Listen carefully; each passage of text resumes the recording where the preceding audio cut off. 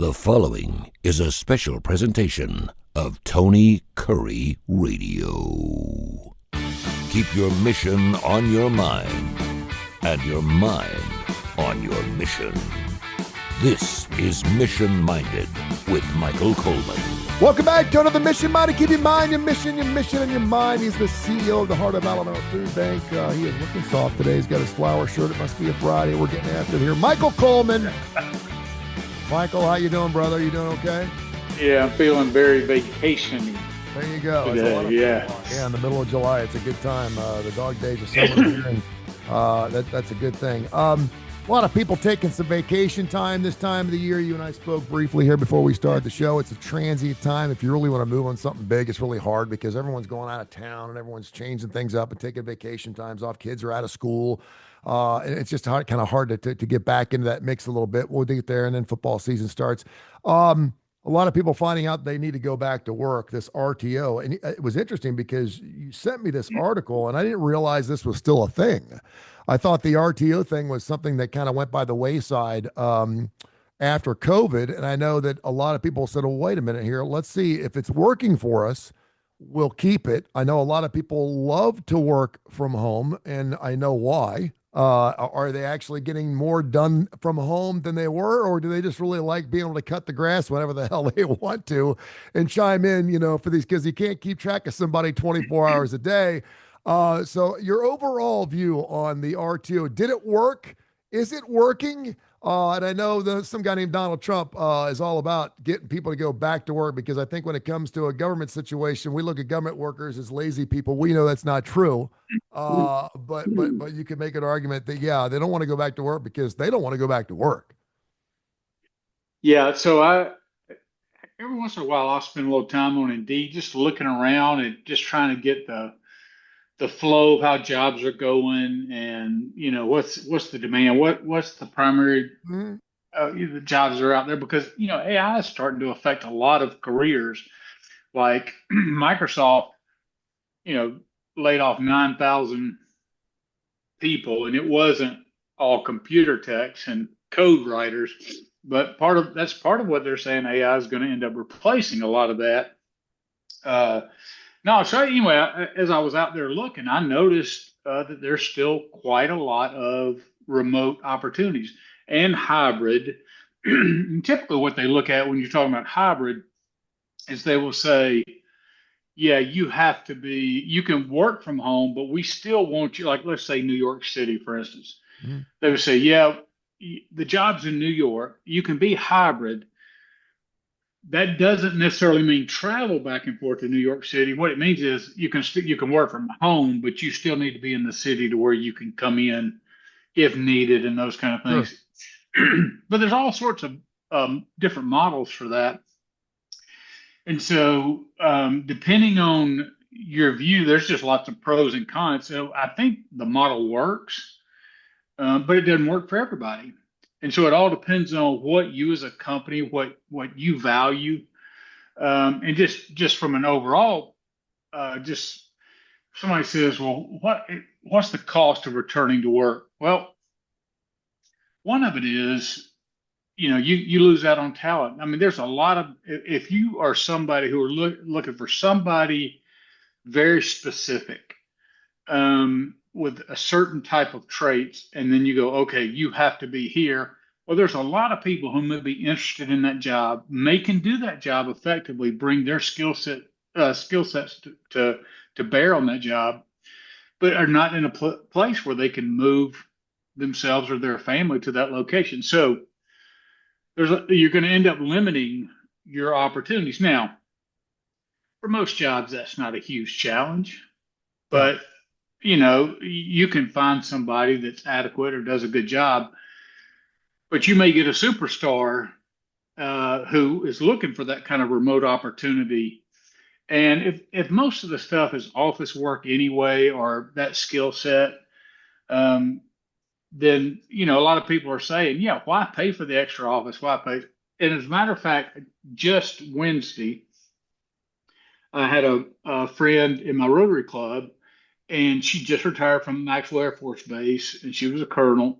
And I asked her, do you work now? I mean, do you have a job now? And she said, well, I just got a remote job offered to me. A friend of a friend um, mentioned her name, and the company is actually in Michigan. And they said, we need somebody 10 to 20 hours a week to do this. And it was something that she had done in the Air Force. And she said, yeah, I can handle this. Mhm. Um, so they got somebody who's very skilled, very smart, but it's in Montgomery, Alabama, and they need that in Michigan. But basically, what it is reviewing contracts and all that kind of stuff for special security classifications and all of that kind of stuff. And it's a unique skill set, but she's able to fulfill that role. So they send her a computer. She's going to work from home, and Good. they set everything up, communicate. So for some people, it works great. But there's also a lot to be said, especially if you're running a business and what you could potentially lose if you only did remote work. Well, it's really easy to sit there. Obviously, if you do manual labor, this ain't going to work. You're going to have to be Right. in a shop. We understand this is purely a creative type of thing. You did a show last week that I thought was really good. A lot of people listened to, by the way. It was one of our most listened to shows here on Mission Minded, also Bite by Bite, about collaboration. You talked about it on Bite by Bite and how important it is to have that collaborative and have that creative feel. Some people Yeah. need to be around other people, extroverts, Yeah. in order to bounce ideas off of people, and they actually bring in a lot of sunshine into an office place. A lot of people are those people that like to sit in the back office with their lights off. You can't even tell if they're actually in the office or not. They Yeah. normally are, and those people Yeah. can work from home depending on, again, what they're doing. Um, Sure. but with that being said, the one thing that I thought was really interesting is it does it make financial sense? And I will say this, I worked at a radio station where we're highly creative. There were a couple of people that did not want to get the COVID shot. They Yeah. were told if they don't get the COVID shot, they're going to get fired. They lawyered up. Next thing you know, and they're still working from home. And I can't imagine being a Yeah. radio salesperson and working from home. But that's how much the business has changed. We used to have 40 people in the office. Now we have six, or they have six.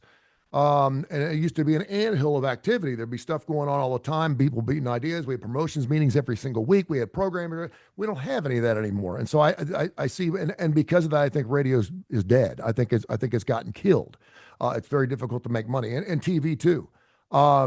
But with that being said, as long as you're bringing in the money and you're doing the right work, and you're not falling off your budget, then I'm okay with that. Let me ask you this, just nuts and bolts. How much business space do we have? I mean, I've been out. Several people have asked me to move my business to the River Chase Galleria Towers. They've been trying to get me to move out there for 3 years. I'm in my master bedroom right now. I have a studio here. I have no reason to do that. They were willing to give me a place for nothing just to have the name Tony Curry on the windows so Yeah. people shopping and stuff would see that there's another Sure. business in there. But Sure. the place is empty and someone's paying for that. Yeah. So how much does that go along to saying, listen, why should we have an 18-story building and have all these employees when they could just be working from home? It's a great point. And it just shows how something like technology comes along, and then things that were never possible before are now possible. Now, let's step back out and look at a bigger picture. I was listening to some interviews, and one was a congressman talking about the cutting of NPR and PBS, $500 million each, so a total of $1 billion. And he said it's like returning back to black and white television by eliminating this. And I thought to myself, how ridiculous of a comment it was, because back in the 60s when PBS came along and there was 3 broadcast stations, ABC, CBS, and NBC, and that's all that there was. Yep. Fox didn't exist. That's right. You had paid media, and NPR and PBS was designed to be, okay, we're not going to be paid. Nobody's going to be able to influence, in theory, our projection. It's where people can turn to, and they're like, okay, this is as raw news as we can get. Well, fast forward that from 1960, now we're 65 years later. Anybody at any time can pick any sort of news stream that they want to. And the idea that, oh, somehow we're going to be hurt because we can't. Now, you may prefer NPR, and that's a style. Same thing with PBS.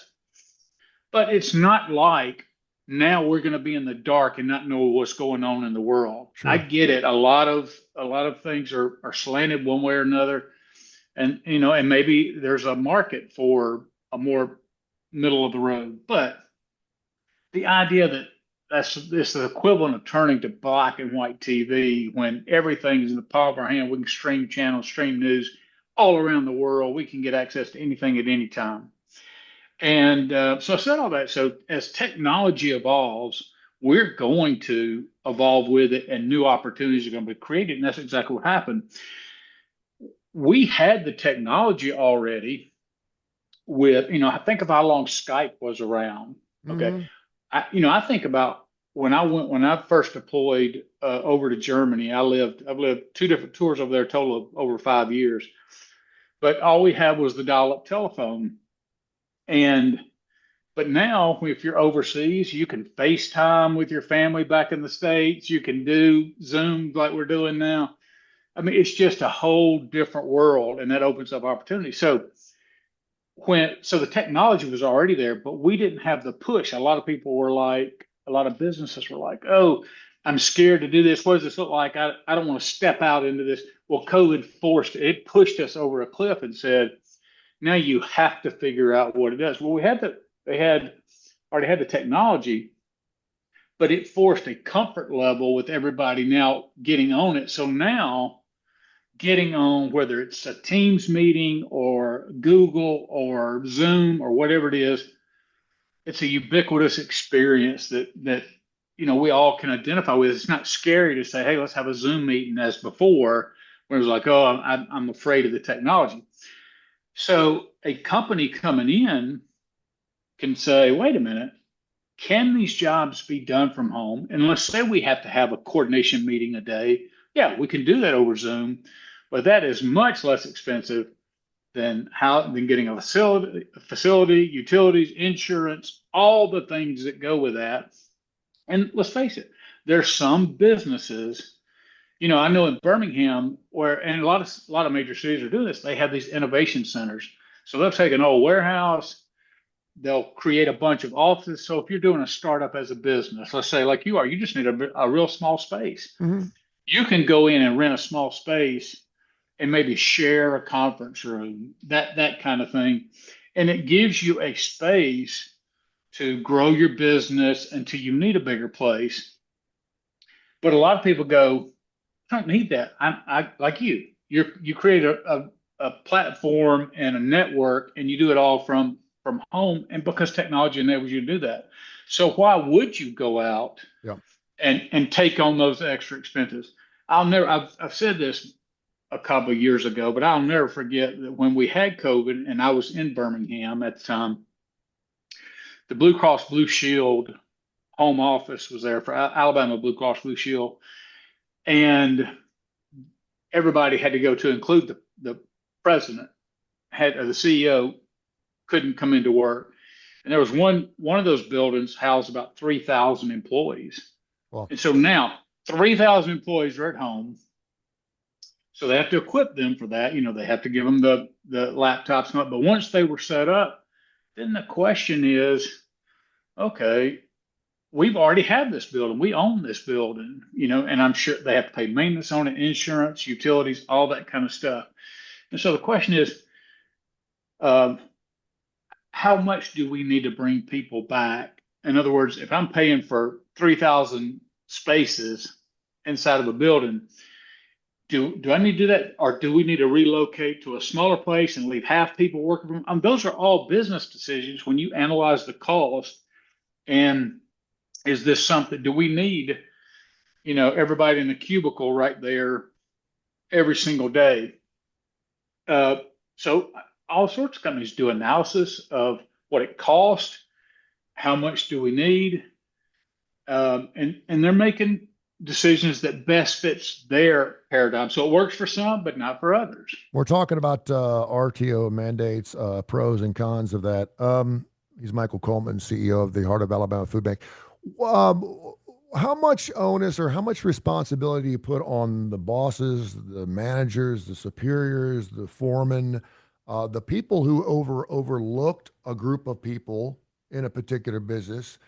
They had to allow them to go work from home, and it was up to them to dictate whether it was working or not, whether they were getting their work done, whether their numbers were better or worse than they were Yeah. the day before. I have a feeling that we didn't have a lot of those people in place during COVID, and so we didn't have a lot of people. When you're a boss and you have 15 people coming in every single day, you can keep track of everybody.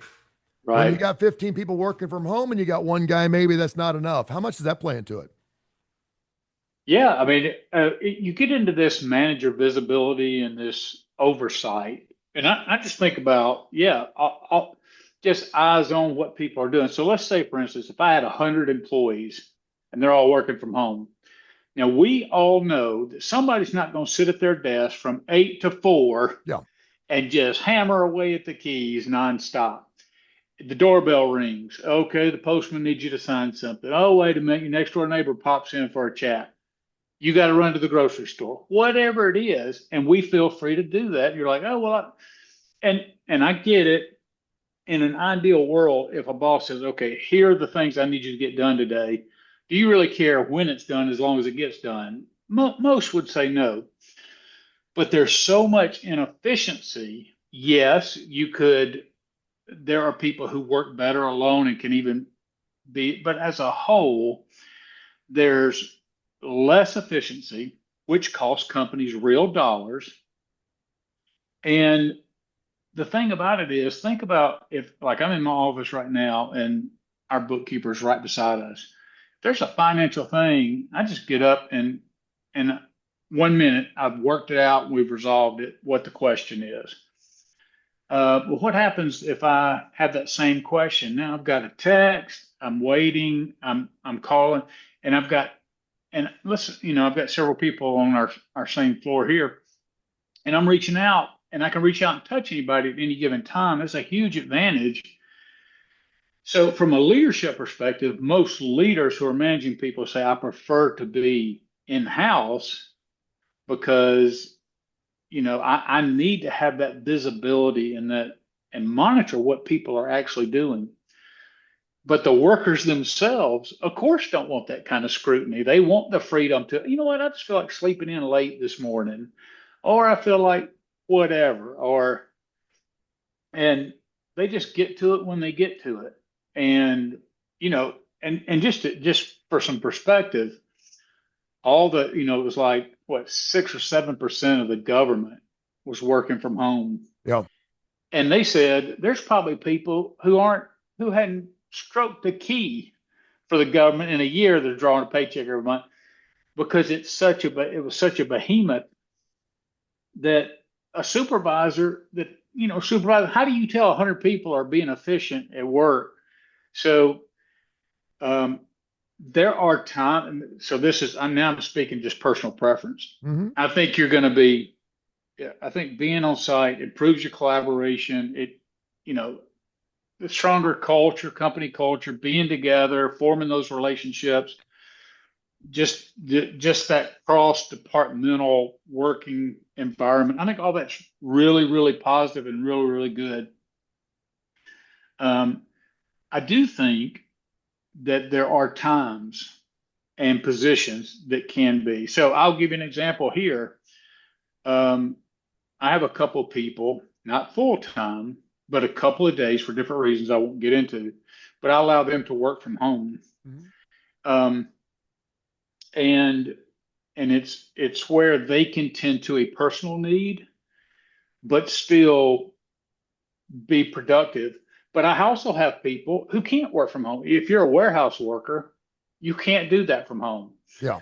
But if I'm doing inventory management and all I am is logged in to our inventory system and I'm moving stuff and numbers and all that, it really doesn't matter what the location is. So I think it should be used where it fits, where it goes well for the company. I don't really like a one size fits all approach either way. And then the last thing I just touch on that as I'm thinking through this, talking with you about it, is one of the things I learned in larger organizations is, is what they call reasonable accommodation. So I remember one time we had a guy who was a driver, Mm-hmm. but he was getting treatment for his eye and he could no longer drive. And so while it wasn't a true handicap situation, we didn't know if he's ever going to get his vision back, whether he would be qualified to drive.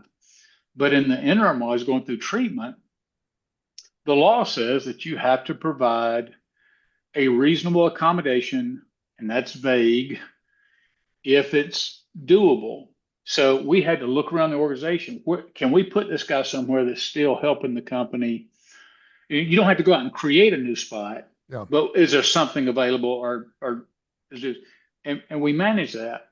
So lots of times, if somebody, I have somebody here, for instance, who struggles with eyesight, who's older, and so most of her work is on a computer. So a couple of days a week, I allow her. She lives an hour away, and we get started here so early every morning. I let her work from home 2 days a week. Now, there's certain days she has to be on site and she has to be inspecting things, but a lot of it is just admin paperwork and that kind of stuff. And when it's those days, she can work from home. And I do that almost as a reasonable accommodation because it's a struggle for her sometimes to see at night, and she's driving in when it's still dark, those kind of things. Sure. So I like to use remote work as much as I can as a reasonable accommodation to help employees. And that actually, it boosts their morale because they feel like, I'm not burning all my leave time. I can't get to work, but I still want to work. I still can work. And so there's just all sorts of variables that can come about through that. And you just have to really, I get it. Some leaders, some CEOs are just going to shut it down and say, nope, I'm not even going to consider it. I get it. But I do think having an open mind and having some, at least being open to where it fits within your company culture is a positive thing. You've already been working from home, or perhaps your boss is telling you to return to work and you want to continue to work from home. What's the best way to go about that with your boss? We'll ask Michael that question here in just a second. I want to get into the legal aspects of this. I don't even know if this is because you're the CEO of the Heart of Alabama Food Bank. You've been a business owner, non-for-profit, and otherwise your entire life. Can you make, if I had a group of 6 people, I could tell you right now, just based off the 6 I would probably hire, 2 could work from home. The other 4 would have to have their ass in the work. Yeah. Just based on what I know about them in the past. Maybe one's got tenure. Maybe one always hits his budget every single month. And as long as he's hitting his budget, that works for the radio station, blah, blah, blah, blah. You're good. Can I make one guy come in and another guy not come in? Absolutely. Okay. And because I mean, listen, there are some people that have to have their hands held, period. And that's just absolutely. It doesn't mean I don't trust you more than the other guy, but it means I don't trust you as much as the other guy. I mean, period. I know you're going to get more work done in. Yeah, a lot of sales, if you think about it, a sales manager who has a territory is on the road all the time. He's not coming into an office every day. Mm-mm. He's out checking and on the road, and that's his job. But as long as he's meeting his sales quotas, who cares if he's in the office? But the reality is, like, I can take any job right now and I could say, I'm going to update this job description, because every job you have in a company should have a very clear job description. And if I wanted to change that to a hybrid or a remote officially in the job description, then I'd say, okay, we don't have the office space. I'll just make this up. We don't have the office space. We're going to make this a work from home. Now, what's required of me to do that is provide them all the tools and equipment and the training necessary for them to be successful on the job. So that means I have to invest in a computer for them to have, in the internet, everything they need. I can't require that they supply those things themselves. Mm-hmm. But if that person says, well, I want to come to work, I don't want that. A company has the ability at any time to change a job based on what that company leadership determines it to be. And just like I said, I allow some people to work from home on certain days for certain reasons. I can't do that same thing with the warehouse because they physically have to be here to move Sure. stuff around and do that. And so that job will never be remote, but I may increase as the time goes on. And like, especially, we just hired a new marketing director. Now she's local, but let's say it was a marketing director in Birmingham and she couldn't get to the office every day. If she came with a great reputation, we saw examples of her work, we had great confidence. I might say something like, okay, you have to come to the office 1 or 2 days and actually touch base with us. And the rest of the time you can stay in Birmingham. So she'd have to make at least one trip. He or she would have to make one trip down here. And I can absolutely do that with that position. And this just goes back to a broader thing in personnel. You can do anything you want to. What you cannot do is the reason you're doing that cannot be based on all the protected things because of someone's gender, because of someone's sexual preference, Gotcha. because of someone's race. As long as you can show that you're doing this and it's for the company and it applies to everybody, then you can run your company however you want to. So what is the best way? We have a couple minutes left. What's the best way? If I've been working for you, I've been working remotely, you're like, I think it's time for you to come back to office, Tony. I think you have a lot of energy and you just, I mean, you're an extrovert and you're good for the office to have in here. And but your numbers are kind of the same when we did remotely. And I want to spend more time with my boy at home. I don't want to drive back and forth, blah, blah, blah, blah. What's the best way to go about sitting that down with your CEO and trying to make that happen? Yeah, I think if I had established a remote work culture, and now like Amazon, they had to call everybody back, federal government, same thing. I think most companies do. I mean, some of them are a little bit tougher, at least it comes across as a little bit tougher. I always like to, if I'm going to make a change, whether somebody agrees with it or not, I always want to offer them the reason. And like I said, then you're free to disagree with the reason, but it instills at least the confidence that I'm just not doing it out of spite or because I feel like it one day and don't feel like it the next day. So I feel like if you value your employees, you give them a heads up as far in advance as possible. You communicate with them and telling them why it's important that we be back on site, but that you also will entertain special accommodations if it's needed. Doesn't mean you're going to approve it, but you will at least provide an avenue for people to make special requests for hybrid work or something else, so that they can be heard of what their needs are and how that's going to be determined. And I think, again, there's some people, they're just going to say, well, screw this, I'm not going back into work. I'm not going back into that again. And that's a choice that everybody gets to make in our wonderful country of, hey, this isn't a good fit for me anymore, so I'm going to go do my thing somewhere else. And most people understand that. But when you make a decision for the company and it's in the company's interest, explain them, make it as easy an adjustment or a transition as you can for employees. If your company can afford it, even maybe do some little transition bonus, anything to soften the blow.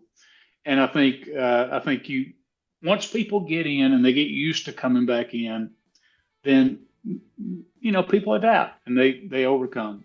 You can now watch a show on our YouTube channel, and of course, also check it out as many times you want on the Tony Curry Radio Network. It's on at least 5 days a week wherever you get your favorite podcast. Or check us out on our YouTube channel so you can actually see it. I think about 4 to 1, I think it is, and people actually like to see our faces talk about what we're talking about here. Great business show. HAFB, hashtag that bad boy, Heart of Alabama Food Bank. He's the CEO. And of course, coming up here on our network of radio stations, Bite by Bite. It's a little shorter program specific to the Heart of Alabama Food Bank and Feeding America. We'll do that next. We appreciate you listening. Thank you, Michael. Until next week, my man. Have a good weekend. I love being with you again, brother, and I will, and you do as well.